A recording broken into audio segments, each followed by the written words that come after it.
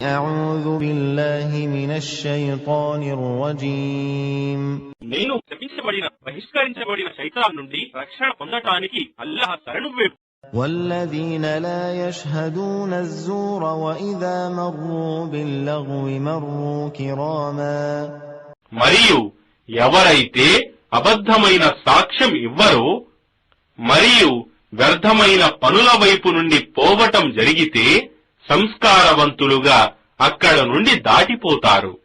والذين إذا ذكروا بآيات ربهم لم يخروا عليها صما وعميانا మరియు ఎవరైతే తమ ప్రభువు సూచన ఆయాత్ల హితబోధ చేసినప్పుడు వారు దానికి చెవిటివారిగా మరియు గ్రుడ్డివారిగా ఉండిపోరు.